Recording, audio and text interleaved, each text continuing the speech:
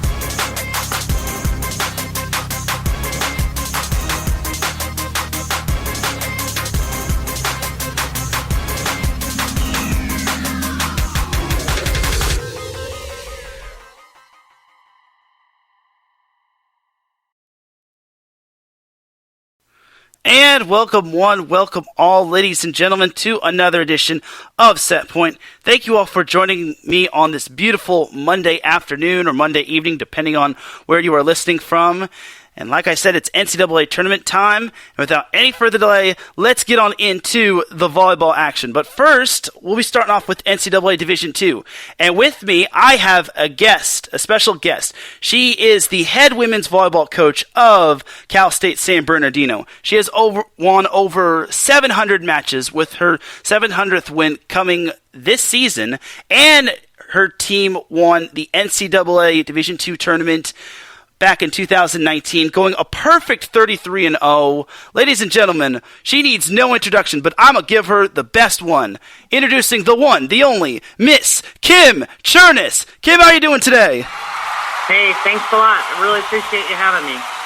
I appreciate you coming on. And wonderful to be here. Yes, absolutely, and it is a treat to have you, and I'm glad you were able to take some time out of your day.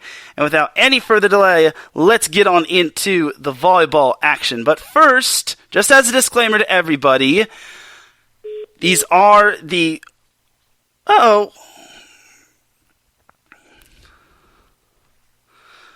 Just as a disclaimer to everyone, that these are the thoughts and opinions of myself and of Kim Cherniss, and not the thoughts and opinions of any second or third party organizations, as looks like we had ourselves a little bit of a disconnect here. This is Kim. Can't get to my phone right now. Leave your name and the number, and I'll get back to you as soon as... Okay, so unfortunately we had ourselves a little bit of a disconnect here, so that's surprisingly not good. So we're actually just going to go to a commercial break. When we come back, we will hopefully have our guests back on. So you're listening to Set Point here on IE Sports Radio, your direct feed for all that is sports.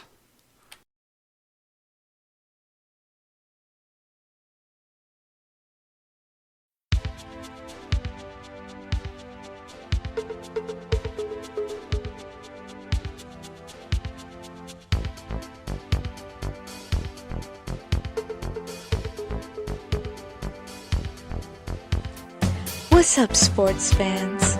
Are you looking for the latest on Northern California sports?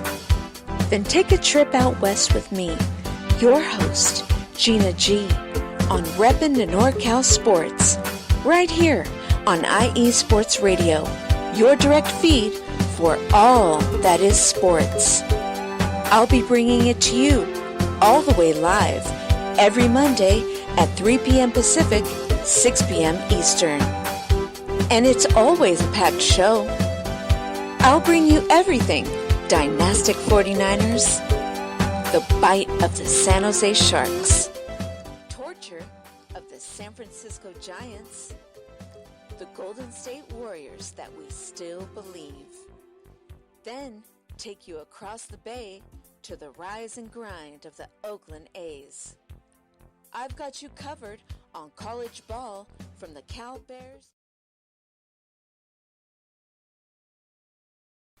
And welcome back to Set Point here on IE Sports Radio, your direct feed for all that sports. And sorry about the technical difficulties, but we are back here with Kim Cherniss, the Cal State San Bernardino women's volleyball coach. So, as I was just saying, these are the thoughts and opinions of myself and Kim Cherniss, and not the thoughts and opinions of IE Sports Radio, Cal State San Bernardino, or any second or third party organization that may interfere, just in case the fun police is out there. But Kim, the floor is all yours. Tell the listeners who you are and what you do, and basically who Kim Cherniss is. Oh, well, that's a big task. Let's see. I'm the head women's volleyball coach at Cal State San Bernardino. I've been there for 30 years. And that was my first and only coaching job. And it's been an incredible journey. I love it there. And I get to do what I love every day, which is help these young women student athletes and their development and their becoming the best player they can be, while kind of learning their way, kind of feeling their way through the process of becoming a successful young adult. So it's a great job. I absolutely love it. And every day I feel like I'm cheating the world with what I get to do for a job.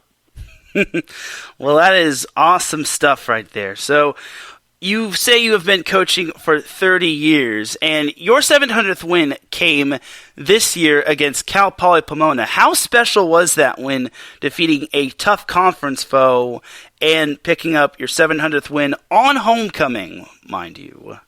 Well, I'll tell you a funny story. I had no idea that was 700. To be honest with you, I don't really keep track of that stuff.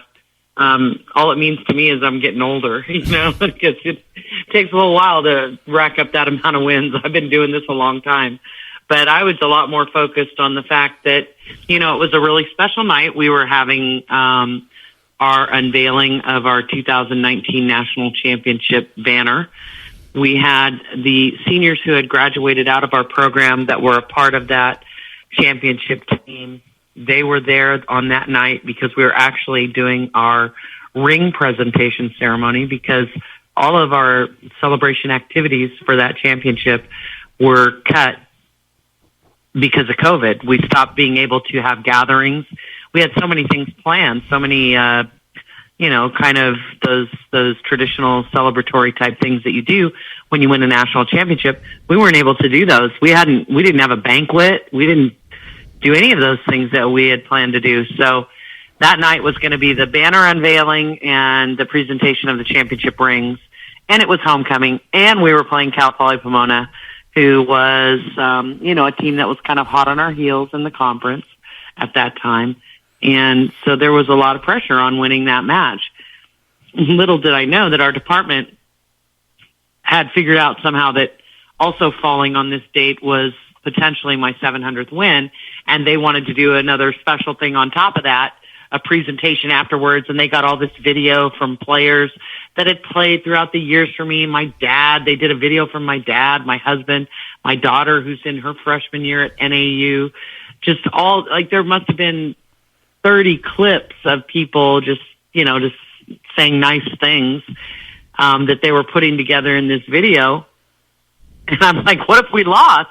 What was going to happen? But fortunately, we won the match. And they come up to me afterwards while I'm, hugging my staff like, yay, great win. And they say, hey, we have something else for you. And I'm like, what are you talking about? And they take me out to center court, and the lights go off, and the Jumbotron comes on with all the messages and everything. And I'm like, are you kidding me? I had no idea it was 700. So it was a really fun and special night. Seeing the messages from the student athletes that have played for me in the past. I mean, going back quite some time, seeing them sitting there with their kids in their lap or in their career path or whatever, it was a teary moment for me for sure. That is awesome stuff. And it really goes far. You have to really go back to basically the first win. It is quite astounding. And the fact that you have over 700 wins is very amazing. So let's take it. Now that you mentioned the 2019 championship, let's go back in our time machine and go back to 2019 when you won the NCAA Division II championship and you went a perfect 33-0. So how difficult is that, going a perfect 33-0 and being consistent on a nightly basis? It's very difficult. It's very difficult. However, what's the interesting thing about our program is that we have set ourselves up to have that type of expectation every year. We were not blown away by going 33-0. Undefeated is a big word, right? It's kind of it like carries all this weight to it. We just talked about the fact that we're not interested in losing. That was the way we looked at it. It wasn't about being undefeated. It's like we cannot stand to lose. So it's kind of a slightly different bend to it, if you will.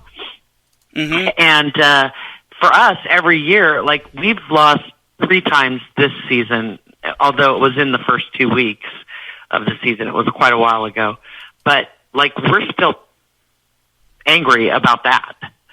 We're still really miffed that we lost those matches. So there's an expectation of winning in our culture, and it's not win at all costs.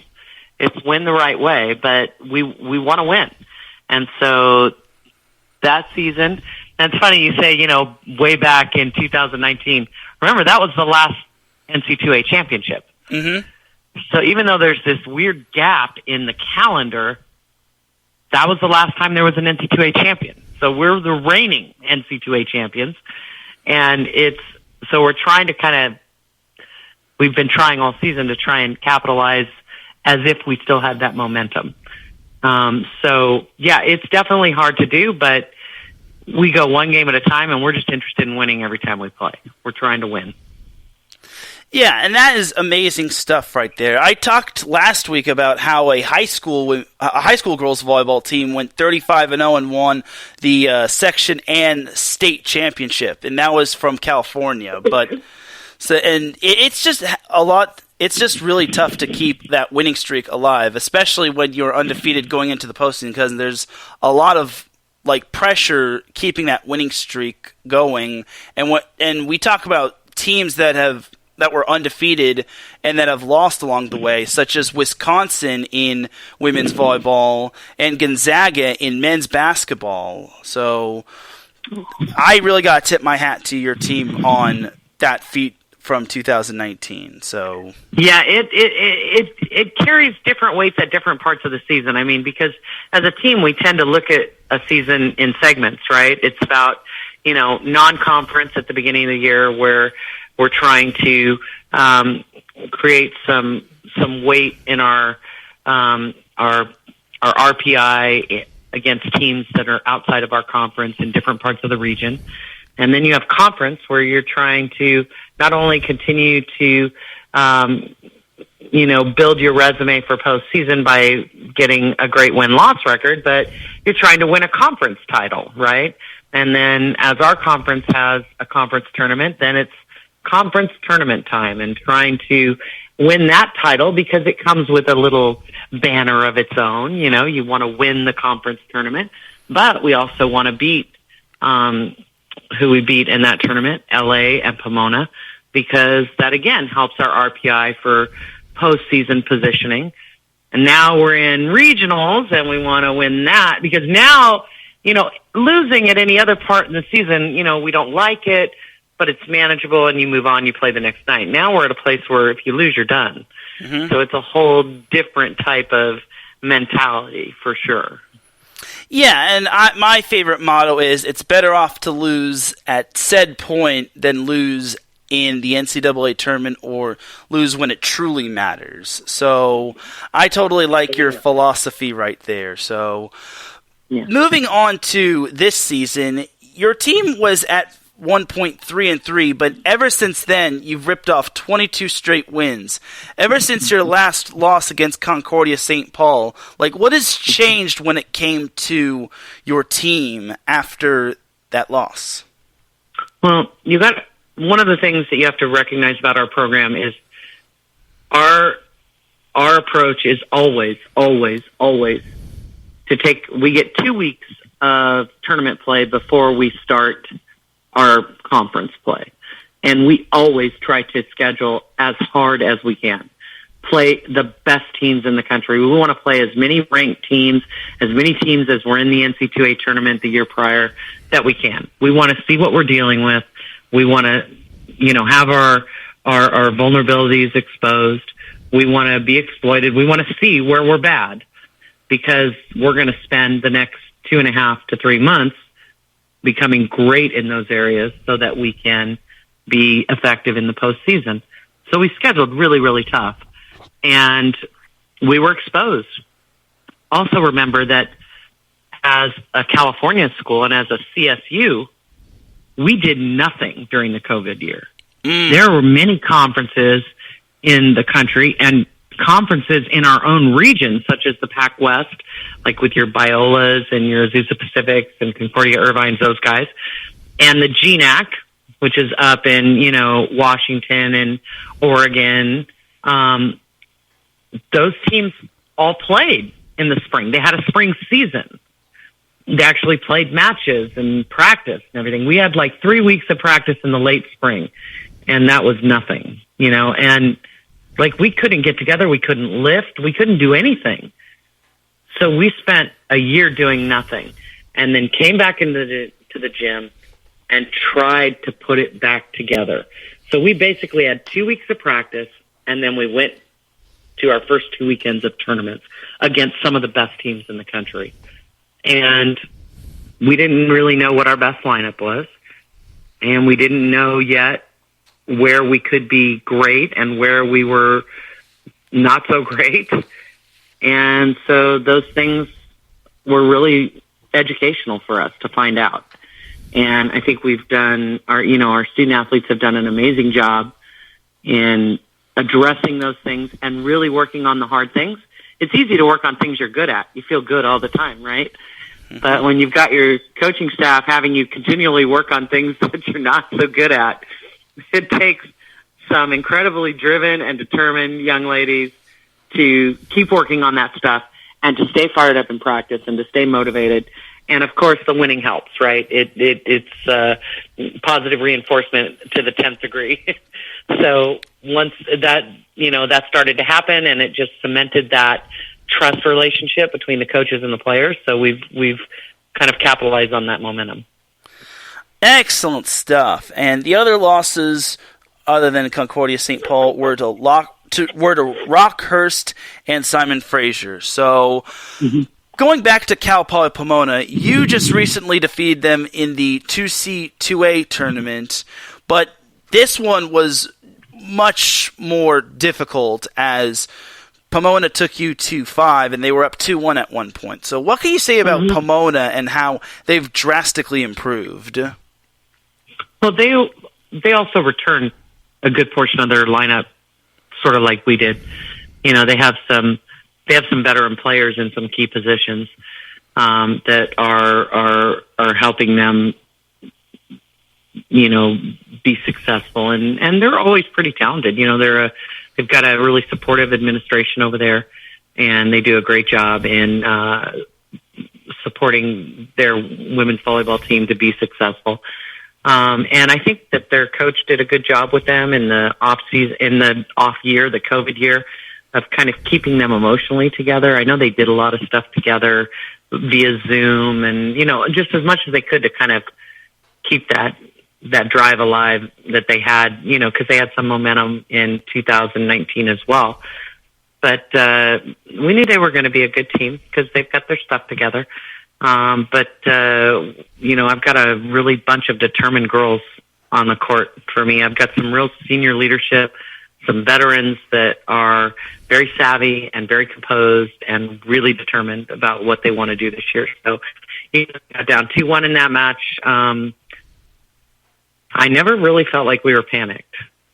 It was definitely we were being pushed, there were some areas that we played a little uncharacteristic in, and we've been addressing that in the last couple practices. So hopefully that won't happen again in the postseason. Yeah, and I know a few of the players on Cal Poly Pomona. I know they had I haven't seen them in action, but I know they had Kira Zimmerman, who played at Redondo Union. I saw her play back in her day at high school. Erin McFarland, who I actually was familiar with, she played at Long Beach State, and then she went over to Pomona. Helen McMullen, I don't know if she's playing, but she definitely is looking to make an impact for them. She was a dominant player back in her high school days. And then Jenna O'Shea, I got to see her a couple times back at Newport Harbor High School, which was my alma mater. So anyway, looking at the box score of this game, Alexis Cardoza obviously had herself a big game, but who else do you think stood out to you when it came to your team? For that match specifically? Yeah, for that match specifically. Well, I mean, honestly, if I look at, the 2019 season and I look at this season, in 2019, we were so dominant offensively. It was just crazy.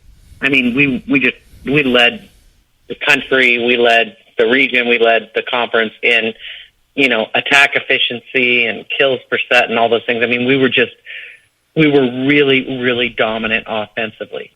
And this year, it's quite different in that we are much more dominant defensively. We have such a savvy team. We have such a high volleyball IQ on the court that it's really the collective that makes a big difference. I mean, Alexis did what she does. That's what she does every game. That's why she's the Conference Player of the Year and the reigning NCAA Division II Player of the Year. But if you look at Jalen Hayes in that game offensively, what she did, she's 12 kills, no errors, 27 attempts. She had over 400. She's fantastic offensively, and she's so fast. So she blocked a ton of balls as well, even though she only had 2 in the stat book. She just had so many positive touches at the net that it was tough to get around her. But just defensively, what our players did as a collective, McKenna Overby and Lelia Tomalatai were unbelievable. The things that they did defensively in the back row, along with Asia Clark, those three, when they're in the back row together, we call them murderers row because you just can't you just can't put a ball down. And when you look at those three lined up in serve receive, you know that, most teams, if you can serve tough enough and accurately enough, there's usually a weak link, that if you can keep the ball on that player, then you can put them in trouble. It doesn't happen all that often for us. As a matter of fact, we lead the conference in the least amount of aces per set against us, you know what I mean? And because we're passing the ball pretty well. So that in combination with our presence at the net defensively and our presence on the floor defensively, we're just hard to beat. So, I kind of have to point to those things, I think.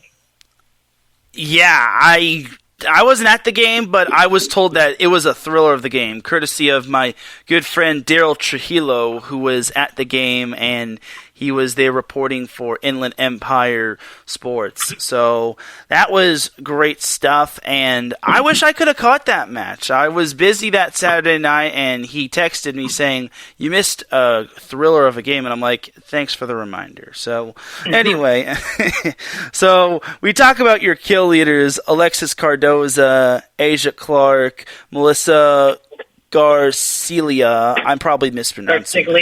Garciglia, yes, and Jalen Hayes. And What can you say about your offense, and was there any turning points for your offense this season on how it needed to improve and it did improve? Well, I think that we've just really focused because, in the championship year, we had two extremely dominant left side attackers in Alexis Cardoza and Stephanie Doak. They were just pretty overpowering. So, we could send a lot of balls left and still feel really comfortable in controlling a match. This year, it's been a lot more about a little more even distribution, because we really, other than Lex, we're not overwhelming in any one. We don't have really a player who can just flat take over a match when we're out of system or that type of thing. But collectively, every kid on the floor for us does a pretty solid job, a good job. You know what I mean? We're good behind. Asia Clark is in our opposite, and she's a great six-rotation player, one of the best passers in the conference, one of the best defenders in the conference, a good blocker. She's really, over the past 18 months, really gotten to excellent shape, so she does a great job at the net. She's up high enough to defend well as a blocker, and she hits a really heavy ball, so she does a great job. Our two middles, Jenna Patton and Jalen Hayes, are both great blockers. They're really efficient hitters. They go number 1 and number 2 in the conference in terms of hitting efficiency, both, I think, well above 300. So they're very efficient, and they're really technically very, very sound. They are always on assignment. They do a great, great job. And then Melissa Garciglia, who is our second left this year, the newcomer to the group, if you will. She is a very exciting, dynamic player. She jumps out of the gym. She's our first international player. She's from La Paz, Mexico. And she's really dynamic, hits the ball with a lot of pace. And she has really had a nice second half of the season because she's started to now be really understanding of the types of things that we want to see her doing in terms of decision making. And technically, we've changed a few things that have helped her be more effective. So, offensively this year, it's been about being more balanced across the offense. Lex always does a little cut above. Jalen always stands out with her hitting efficiency, but across the board, we almost never see somebody not do well, Yeah, I know what you mean, and I love that your team has so much balance offensively. And it's not just balance offensively, it's balance defensively. Cardoza is nearly your top dig leader, as she is 5 away from being the dig leader. She has 281, and Asia Clark is the dig leader with 286, unless this thing didn't get updated. But this says as of November 21st. So either way, it is rather amazing. And if I'm not mistaken, McKenna Overby is one of your standout players at the libero position as well. Am I right? Yeah, really interesting situation. Okay, so Lelia Tomalatai was our returning libero. Mm-hmm. She's coming back. She's a super senior. And she was an All-American for us in the libero position in our championship year. And I was, we were like, there's no way anybody's going to take that spot away from her because she's amazing. She's so good. And McKenna Overby, before COVID, she had said, because she's from Fontana, we know her, she's local, kid who played in our club and everything. And we said, and she had gone to school at Alaska Fairbanks. And she said, I really want to come back home. It's not for me. Fairbanks is not for me. I loved my experience. It was all good, but it's not for me. And I said, okay. I said, I don't know that we have necessarily a role for you right away because you'd be coming into a situation where we have this returning All-American libero.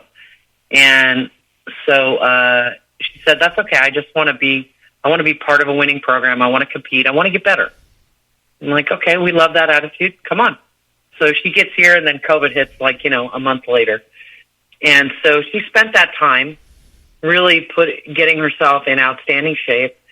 And she was already pretty talented. She was a starting libero at Fairbanks.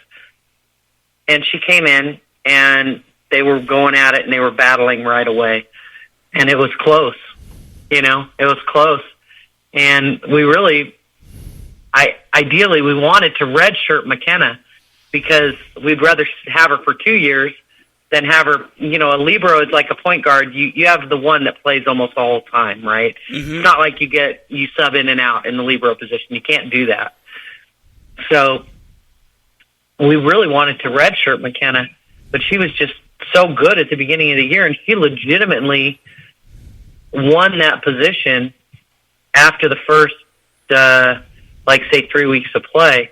But Lee, that didn't sit well with Lee, obviously. So Lee started fighting back. So they have been going back and forth.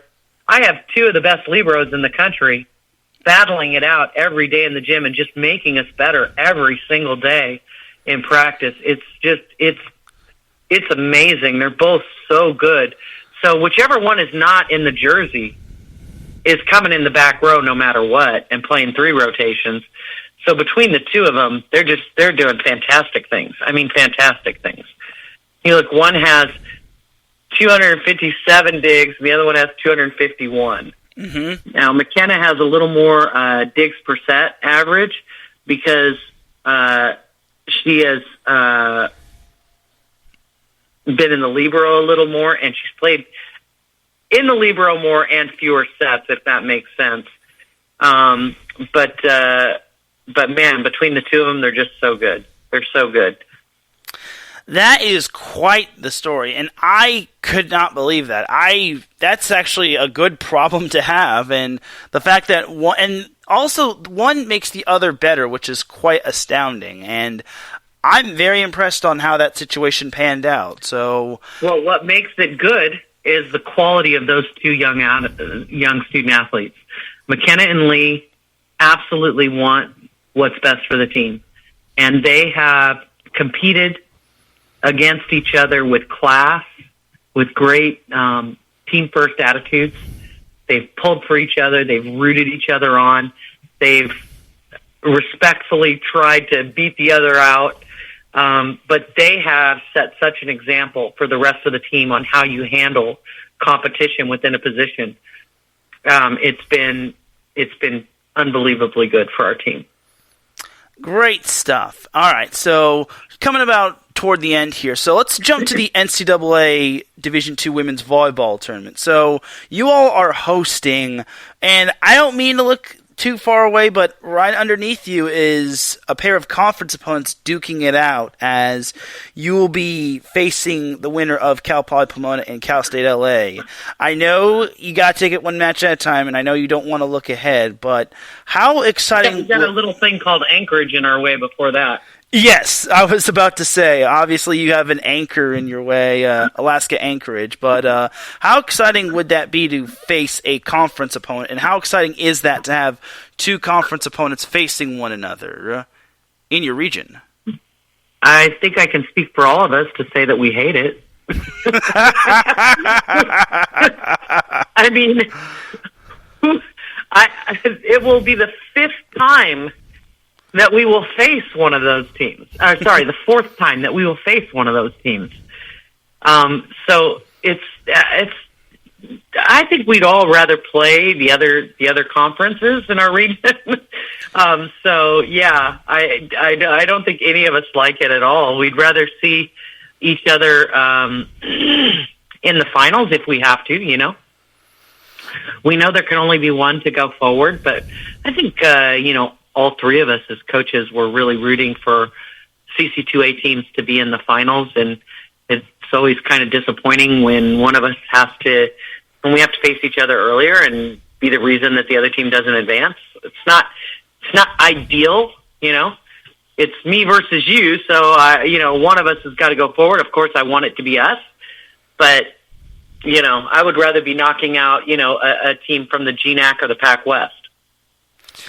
Yeah, and I totally agree. I'm against conference opponents facing each other at that early stage of the tournament. Like, I don't understand why. Like, the Pac-12 doesn't have to face one another, and neither does the Big Ten. It's like... that's because they seed their top 16 teams, and Division II doesn't. Oh, okay. Yeah, Division II is strictly regionalized, so our 8 in our bracket, which would be a sub-regional, right, in Division I, our 8 are all from the West region. They're all from the 3 conferences, the GNAC, the CCAA, and the Pac West. Those are the only teams in consideration for those 8 spots. Got it. I actually did not know that, and it's all good. You learn something new every day. So yeah, in Division II, that's the way it works. There are 8 regions, and they are all strictly geographically aligned. And then the winners of those 8 regions will come together for the National Championship Tournament, which again is 8 teams played over 3 days. Got it. All right. So when it comes to your team, what will the keys to victory be, and what will it take to repeat as NCAA champions? Because it looks like it's a challenging field, and it's any given night. Yeah, that's kind of the flaw in the Division II championship model is that, given in any given year, your bracket, your region could be skewed with, 3 or 4 teams in the top 10. And we have traditionally a very strong region, so that there's never an easy round in our regional tournament.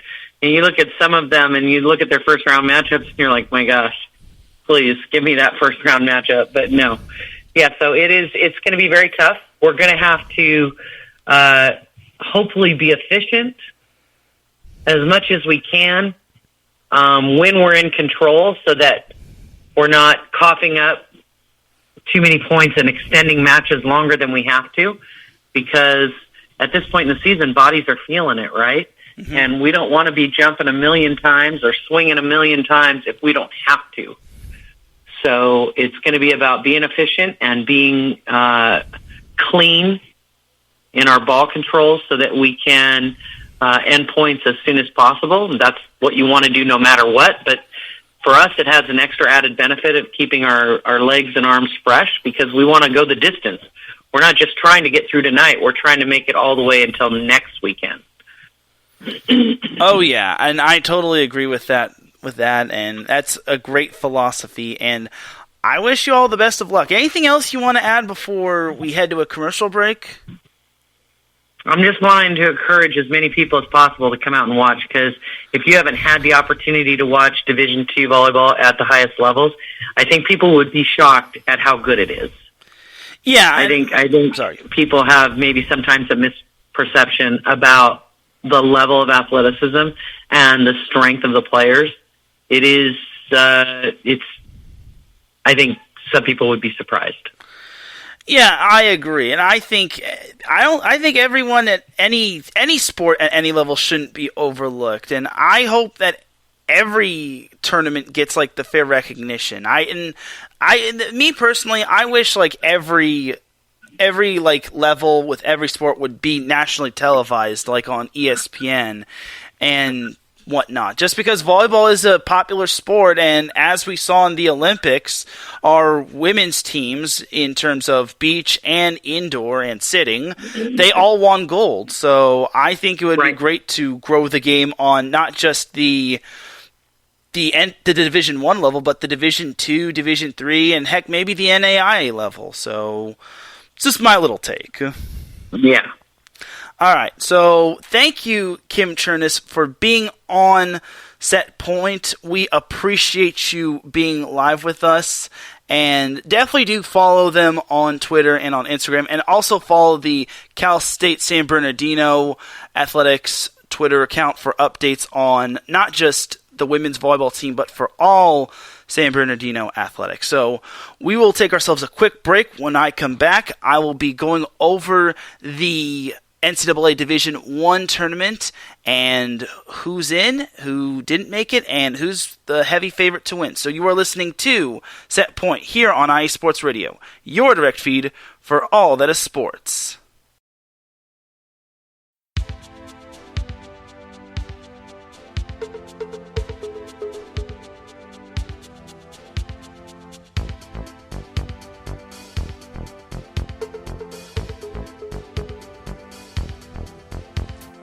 What's up, sports fans? Are you looking for the latest on Northern California sports? Then take a trip out west with me, your host, Gina G, on Reppin' the NorCal Sports, right here on IE Sports Radio, your direct feed for all that is sports. I'll be bringing it to you all the way live every Monday at 3 p.m. Pacific, 6 p.m. Eastern. And it's always a packed show. I'll bring you everything Dynastic 49ers, the bite of the San Jose Sharks, torture of the San Francisco Giants, the Golden State Warriors that we still believe. Then take you across the bay to the rise and grind of the Oakland A's. I've got you covered on college ball from the Cal Bears to the Stanford Cardinal, so that no matter what, reppin' in NorCal Sports is always reppin' the Bay.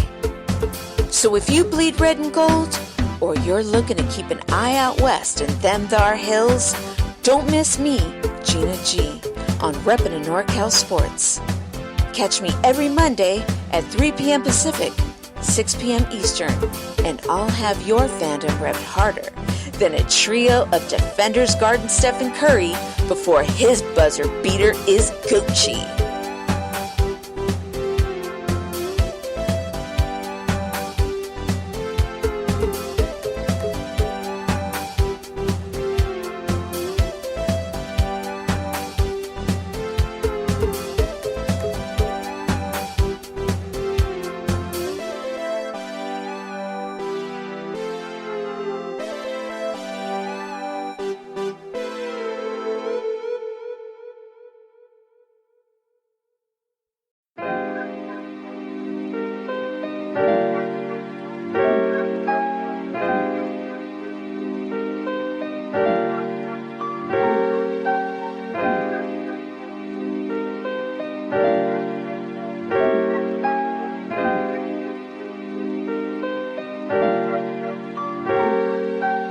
Hello, ladies and gentlemen. My name is Davidson. It's your boy, Dentarius Locke. And we are the hosts of Fast Break here on IE Sports Radio, where we discuss everything in the world of basketball from prep to the pros. You guys should definitely check us out, man. Sunday, 8 p.m. Eastern, 5 p.m. Pacific. We got all the basketball information you guys need, so we look forward to you guys listening in. And please do, because we are the best basketball show on this side of the Mississippi. And please do check us out on Twitter at FastBreakISR. D-Lock, where's our time again? 8 p.m. Eastern, 5 p.m. Pacific. That gives you guys plenty of time on a Sunday. Tune in.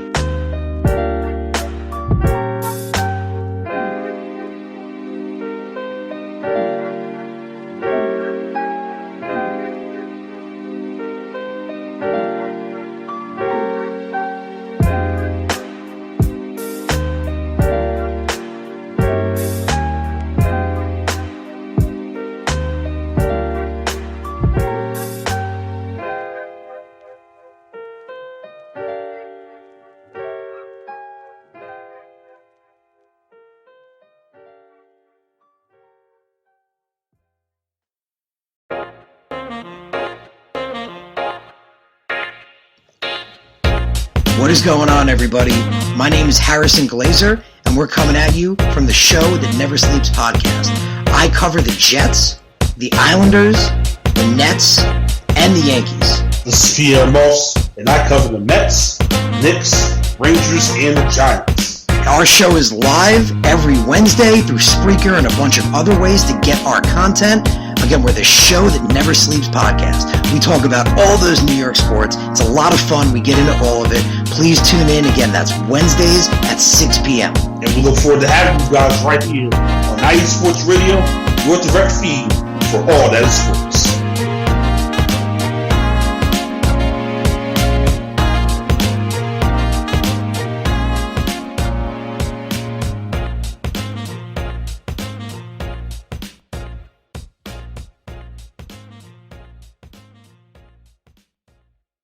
Back with segment number 2 of Set Point here on IE Sports Radio, your direct feed for all that is sports.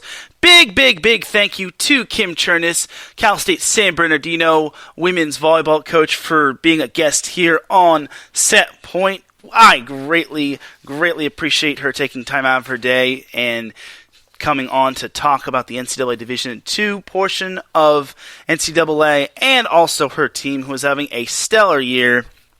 I'll be keeping close tabs on the Yotes. So, without any further delay, let's jump on into the NCAA Division I volleyball side of things. But first and foremost, we have a word from IE Sports Radio sponsors. The first sponsor is the Southern California Warriors semi-pro football team. The world of semi-pro sports is unlike any other sports organization. Players pay to play in hopes of so many different outcomes, whether it's playing to get filmed to try out for professional teams, big-time colleges, or just playing to stay in shape. No matter what, all semi-pro players have one thing in common, and that's playing for the love of the game. The SoCal Warriors have been on a quest to earn titles and give players second chances since 2017. Whether you're in Southern California or anywhere in the world, give semi-pro sports a chance if you love your sport. You may get the second chance you've been waiting for as an athlete. You can follow them on Twitter at SoCal Warriors, on Instagram at Southern California_Warriors, and on Facebook by typing in the word Southern California and then Warriors. The second sponsor for IE Sports Radio is Background Check International Businesses. Are you looking to hire a new hire on? Let Kit Freeman background check him or her and take care of that for you. Kit founded and has managed Background Check International since 1994, and he's here to help you with the screening process. Contact Kit and let him help make the hiring process that much easier. This business is used for professional background checks and not for the use of any crime such as identity theft or other illegal activity. They do not have Twitter or Instagram, but they do have Facebook by typing in the word background, then check, then international, then put a little dashy dash, then put BCI. And you can also check them out on their website, www.bcint.com. And make sure you follow IE Sports Radio on Twitter and on Instagram at IE Sports Radio. And follow them on the Book of Faces by typing in the word IE, then sports, and then radio. Also, they have their own website, and for the past 7.5 years, IE Sports Radio has been bringing you amazing content ranging from interviewing legendary athletes and coaches, such as what I did, and to building tailor-made shows dedicated to all major sports cities and sports around the country. All the while, we've continued to be by the fans, for the fans. And with your help, we are ready to take the next step. When you go to the IE Sports Radio website, you will see they have a Patreon link of 5 different tiers. The first one starts out at $5 a month, which will get you a shout-out from all 27 of our shows, including this one. Higher tiers include IE Sports Radio merchandise, access to our podcasting university, and the first class will be going on Saturday, and even a chance to be featured on the show that made IE Sports Radio what it is, The Defining Moment. Thank you very much for continuing to make IE Sports Radio your direct feed for all that is sports. And also a big shout to IE Sports Radio's Fan of the Month, Turban Patriot. He's a really cool guy. He's a diehard Patriots and Boston fan. Even though I'm a SoCal guy, I still love and respect him. He's a great judge for 3 and out. And he's all around a great guy. And also, we definitely have to give a shout out to Bay Area Raised Merchandise and Marcus Losgreat for being our Patreon supporters. They definitely are helping IE Sports Radio keep the lights on. So now, without any further delay, let's get on into that NCAA Women's Volleyball Division I deliciousness. But first, said that word deliciousness. I'm just hyped for this weekend. So we have the AVCA Women's Volleyball Coaches Poll for this week. So 25 through 21 consists of Pepperdine at 25, Miami, yes, the U, at 24, Mississippi State at 23, Washington State at 22, and Florida at 21. 20 through 16 consists of Creighton at 20, Oregon at 19, Stanford at 18, Western Kentucky at 17, and Utah at 16. 15 through 11 consists of Penn State at 15, UCLA at 14, Georgia Tech at 13, Washington at 12, and Minnesota at 11. 10 through 9 consists of Nebraska at 10, Ohio State at 9, Purdue at 8, Kentucky at 7, and Baylor at 6.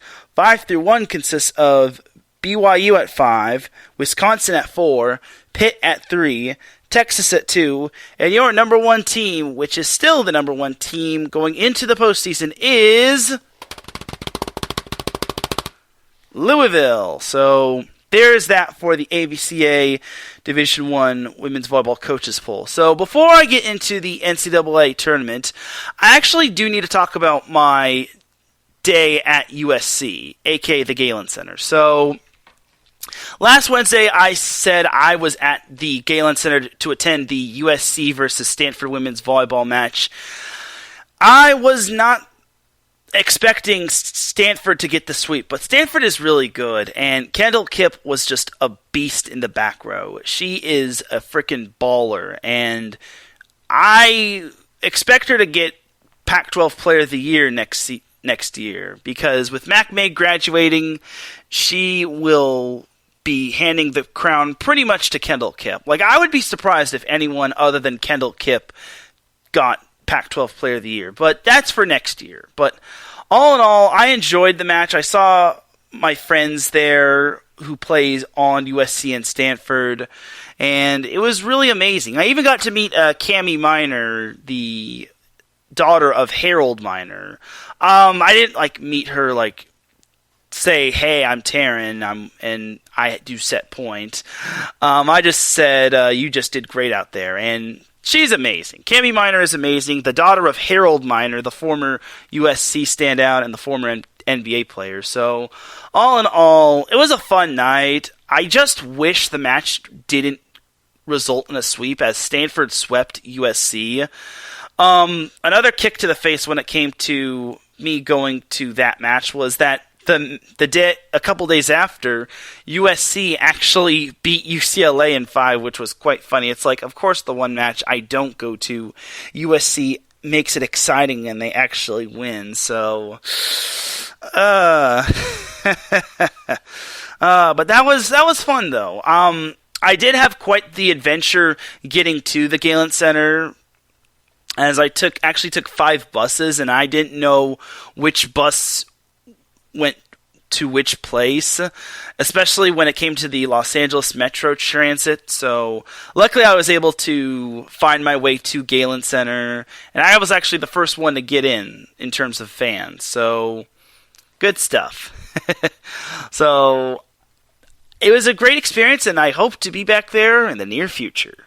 Alright, now that's it for Teran's Day, or Story Time with Teran. Now let's jump on into the NCAA Women's Volleyball Division I Tournament, because now it is win or go home. I had to sound the thunder. Alright, so let's start off with the top 16 seeds.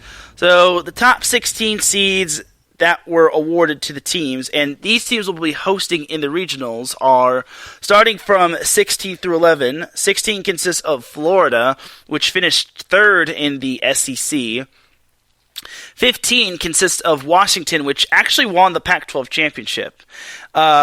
I forgot to mention that UCLA lost to USC, even though I just mentioned that USC managed to beat UCLA on Friday. But Washington did win the Pac-12 outright, so there's that right there. And Washington is the 15th seed. Creighton is the 14th seed, as they won the Big East tournament. They defeated Marquette in straight sets, and that team is going to be dangerous. That team is under the radar.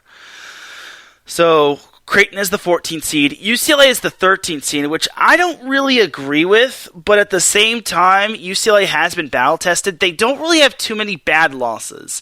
Like, a majority of their losses have come in 5 sets. They lost to San Diego, they lost to USC, they lost to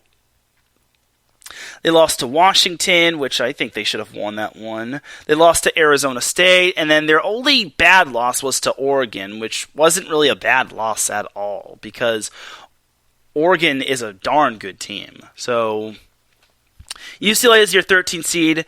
Minnesota is the 12th seed, which is not surprising. They had themselves a solid season. I believe they finished 4th in the...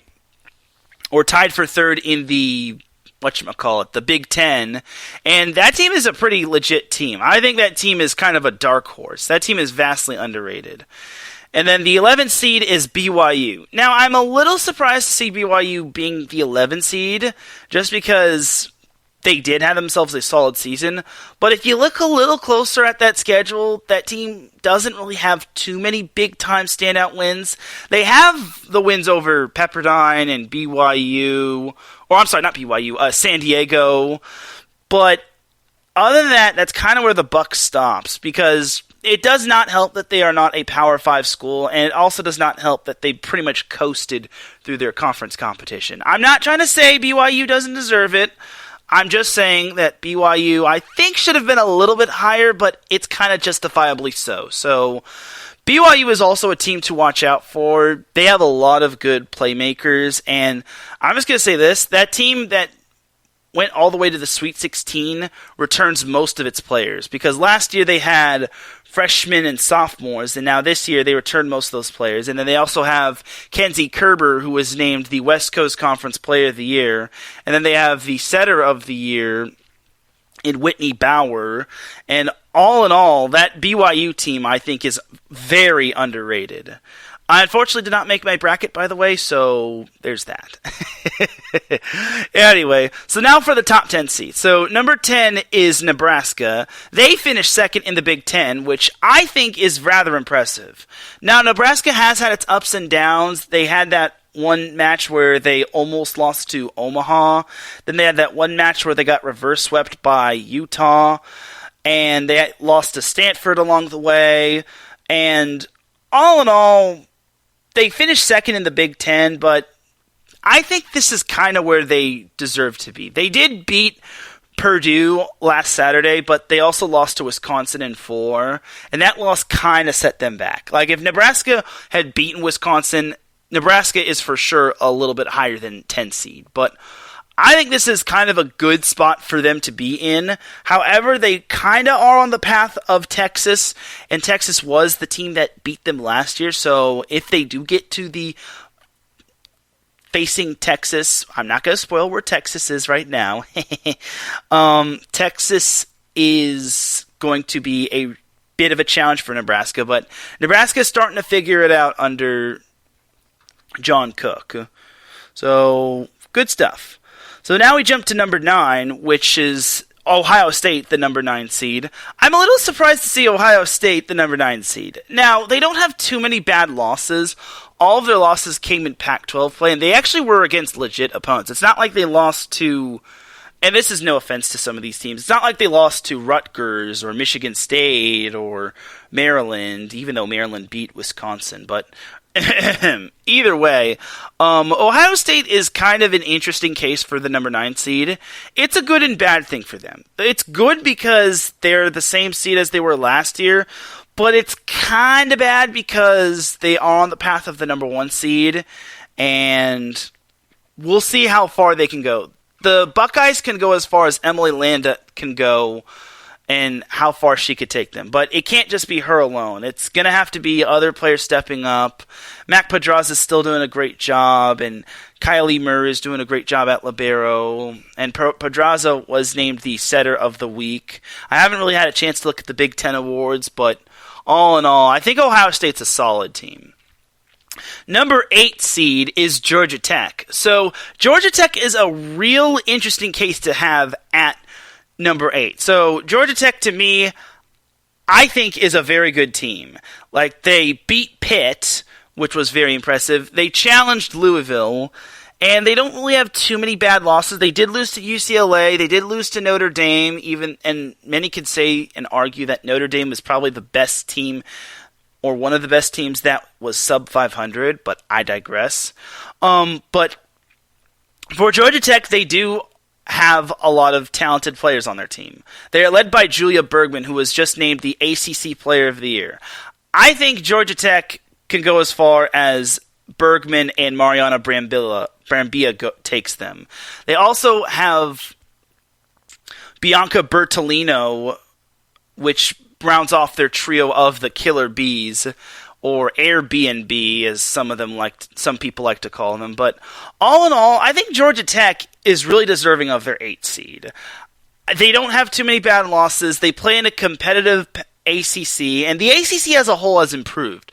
Like, I want to say there were like 7 teams that made the NCAA tournament that are from the ACC. I'd have to double check that, but all in all, Georgia Tech had overcome quite a bit. They finished tied for second in the ACC, and I think Georgia Tech is going to be quite a battle on whoever has to face them.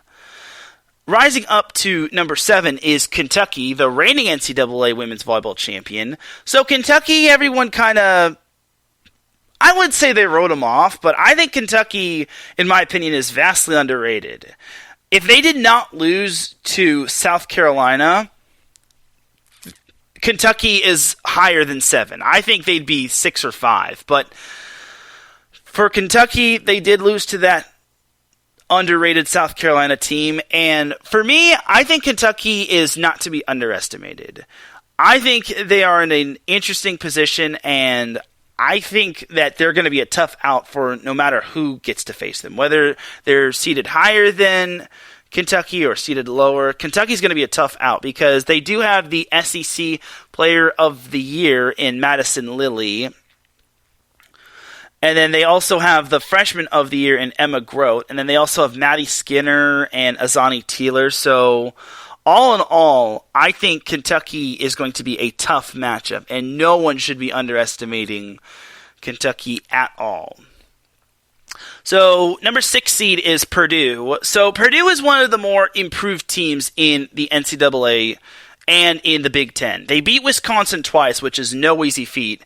And to me, I think Purdue is a very talented team. Dave Shondell has done an outstanding job with his program, and I also want to give my condolences to the Shondell family as Don Shondell passed away recently, so my condolences to their family. But back to Purdue, they do a fantastic job. Grace Cleveland she's just a powerhouse. Like, I think that this team can go very far. And Jenna Otek also does a great job at the libero position. This is a team that returns all of its players from last year. All of its players, including its seniors. Like, they're very balanced when it came to its underclassmen.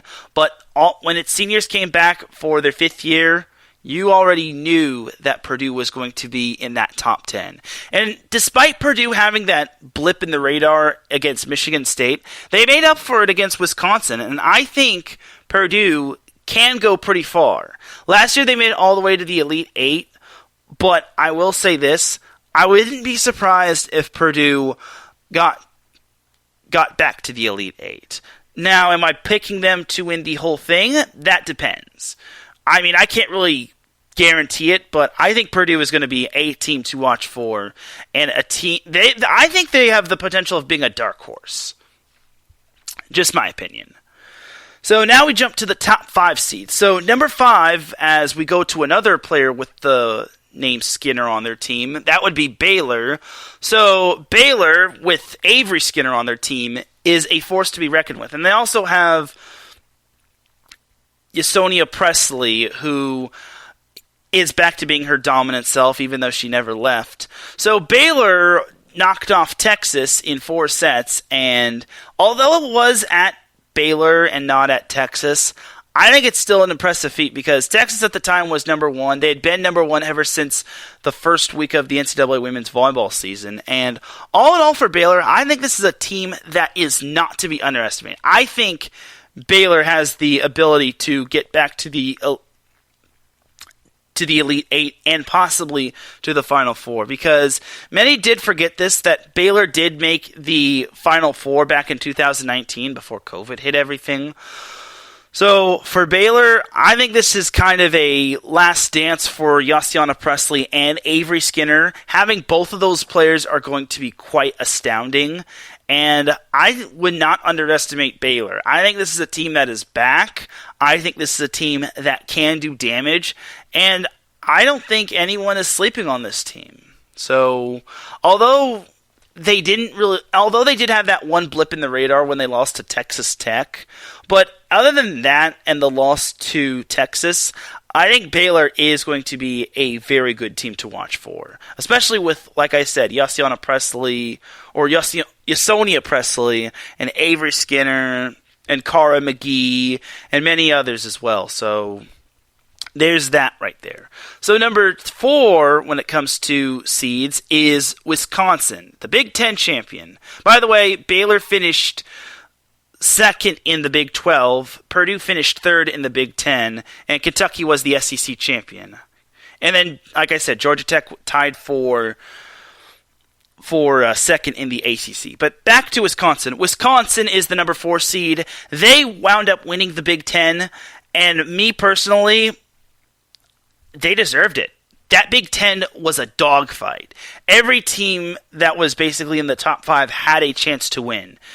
Wisconsin and Nebraska, it boiled down to both those teams in the last week, and Wisconsin was able to defeat Nebraska after they had such a sluggish start to the match. The first set they got drubbed in, they lost 25-14, but outside of that, Wisconsin grinded it out. They returned anything Nebraska had to offer and then some, and honestly, I think Wisconsin is well deserving of that number 4 seed.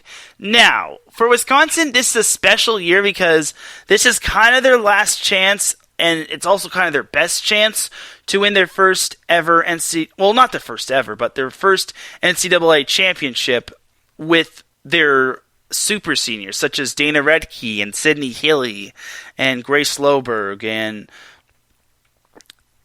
Barnes at the libero. So all in all for Wisconsin, I think they are doing a fantastic job. Kelly Sheffield continues to do his thing as head coach. Although it wasn't the smoothest ride, sometimes pressure makes diamonds shine bright. And for Wisconsin, I think that pressure in the Big Ten is going to help them tenfold because now they don't have the pressure of being the number 1 seed. I think Wisconsin can do big damage when it comes to being the 4 seed because if you're the number 1 seed, you basically have that pressure, especially when you're undefeated. And also Wisconsin had a bit of some snags in its schedule from last year when it came to COVID and whatnot. This year they didn't have any matches canceled to COVID, and all in all, Wisconsin is the real deal, and they definitely deserve to win the Big Ten, and they definitely deserve the number 4 seed. So the number 3 seed is Pitt. Pitt finished tied for second in the ACC along with Georgia Tech. So all in all for Pitt, this is another talented team with a lot of talented players, such as Kayla Lund, Chinazi Ende, Lekator, I forget her middle name, but it's Member. And then are just a few of the players that are very talented for that Pitt roster. And then also Serena Gray has been a great addition to their offense. I think this Pitt team is really talented. They did make it to the Elite Eight last year, and unfortunately, and I hate to bring this up, Pitt fans, please forgive me, they lost in the Elite Eight via reverse sweep to Washington. But I think this year is a much better Pitt team. I think Serena Gray makes them better. I think Dan Fisher has done an outstanding job as head coach, and I think this Pitt team could go pretty deep. Now, last year was kind of their first time they made it to the Elite Eight. And it really was heartbreaking that they had to lose in reverse sweep fashion, because there's no worse feeling than losing in reverse sweep fashion. Like, come on. So, for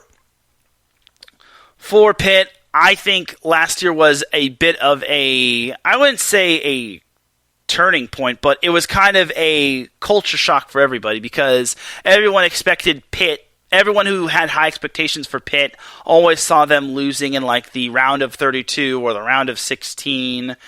I think this Pitt team can exceed those expectations from last year and then some. I think Pitt can definitely rise to the occasion. And this is kind of their best chance to do so, because with Serena Gray and Kayla Lund and Shinazi Ende approaching in their senior year or super senior year, I think this Pitt team is on a mission to like make sure they send those super seniors out with a victory. So all in all, I hope for Pitt's sake that they can make it to the Elite Eight and do some damage, because I think they can. So we'll see what happens with Pitt. So the number 2 seed in the NCAA tournament is Texas. So Texas has been number 1 throughout most of the season. Let's get that out of the way. And then they unfortunately tumbled against Baylor. The good thing for Texas is that they didn't lose any more Big 12 conference matches, as they wound up winning the Big 12 conference. And they can also partially thank Texas Tech for that, just because Texas Tech did upset Baylor in reverse sweep fashion. So all in all for Texas, this is probably a team that can definitely win it all, because they returned all their starters from last year. Matter of fact, I think they only lost one player from last season. This is definitely a team that everyone should be buying into, not just because of the number 2 seed, but because this is a team that fell short in the national championship. And Texas has had that great culture where they have been to NCAA championships. Last year was unfortunate because they ran into a tough Kentucky team, but I think for this year, Texas is going to have a little bit more pressure. Why? Because they're no longer the number 4 seed. They're no longer the underdog. They're now one of the top dogs. And honestly, it's going to be a little bit tough for Texas. Last time they were the number 2 seed, they unfortunately lost to Cincinnati. I think they lost to Louisville, actually, if I'm not mistaken. Yeah, they lost to Louisville in the Sweet 16 back in 2019, which some of those players, I want to say, remember that. And also they went 5 with UC Santa Barbara. Just got to throw that out there. But all in all, for Texas, they definitely want to send some of their players off with championships. I don't remember how many seniors they have, but I should make note that this is a team that does return all of its starters, and this is a team that is perennially good year in and year out. And this has been a top 2 team all season long. You cannot fault this team for what they have done. And I think for me, this Texas team is on a mission, and they're on a mission not just for redemption from last year, but to continue the winning culture that Texas has. So now your number 1 seed, and this is the clear and obvious number 1 seed, Louisville.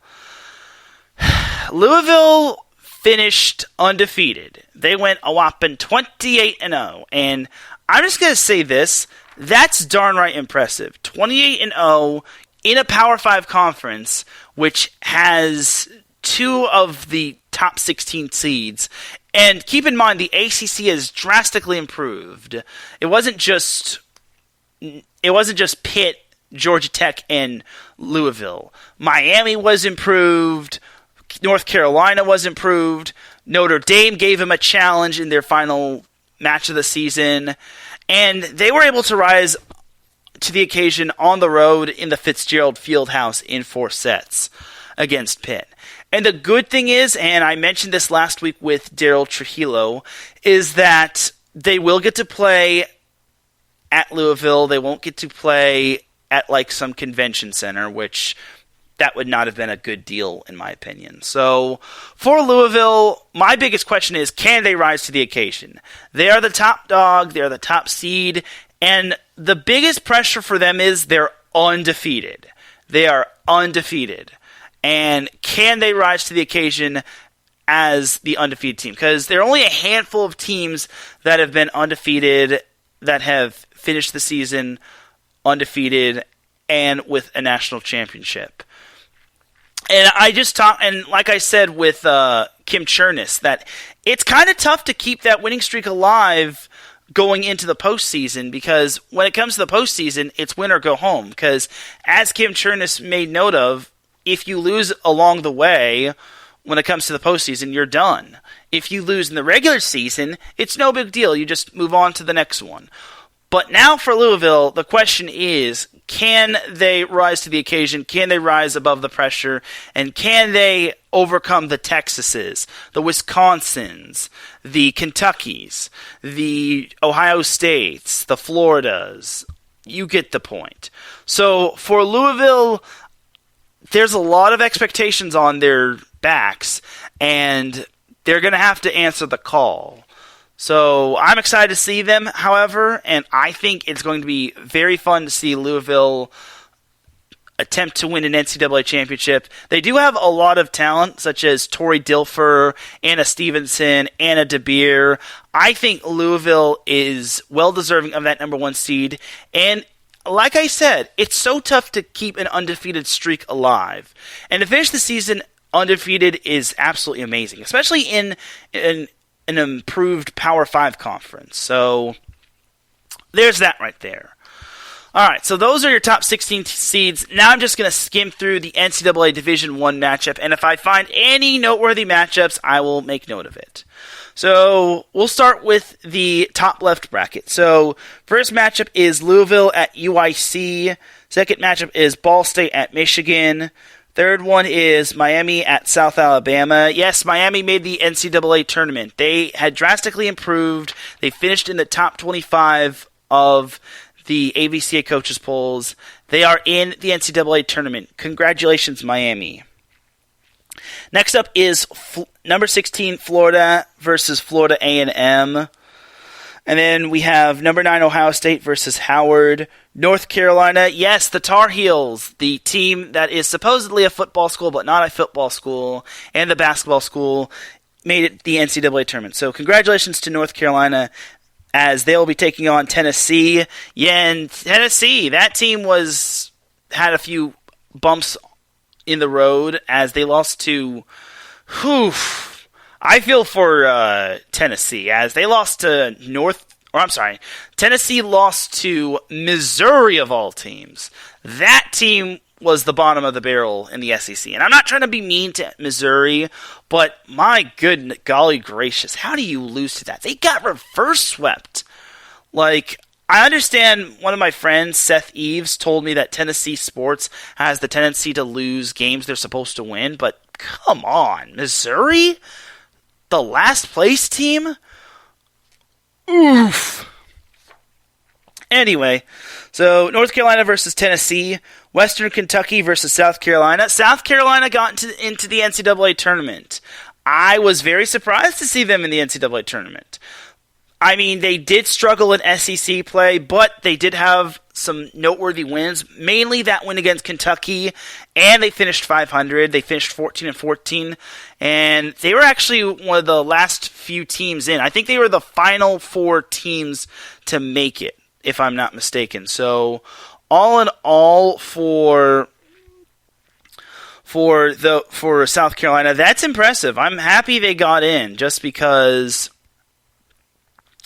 the Gamecocks had definitely been on the bubble when it came to making it. And they had such a great non-conference schedule. Then they kind of hit a snag in the road. And then SEC play came and chewed them up and spit them out. And, yeah.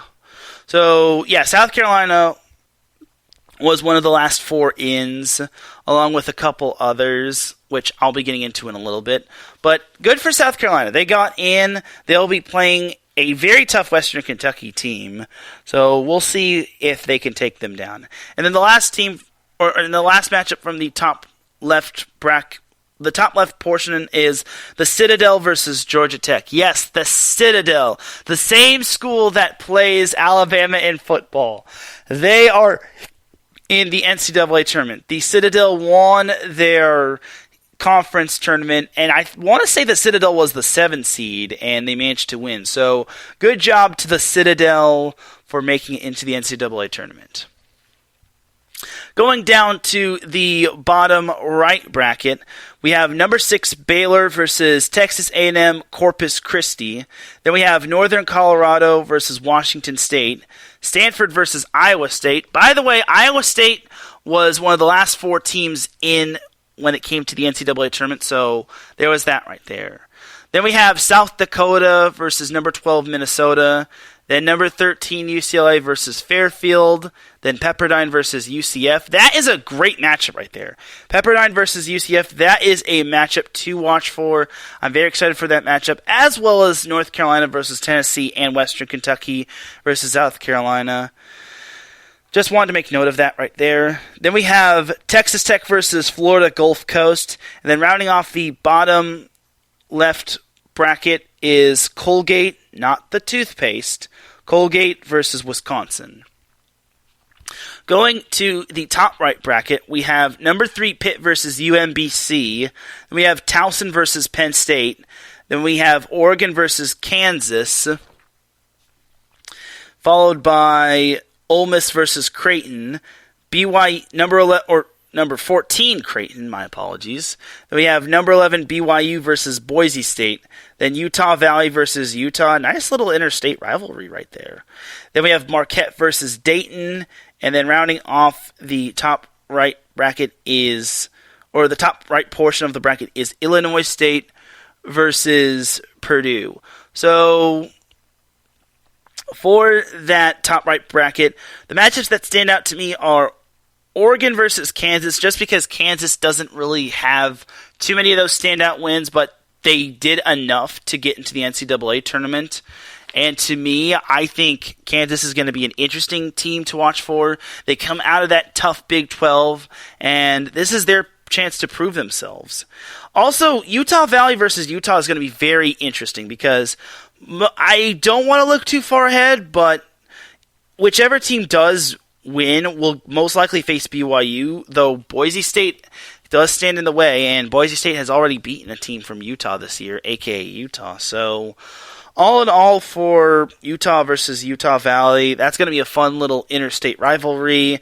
And then BYU, Boise State will be semi-interesting, but I would not be surprised if BYU won.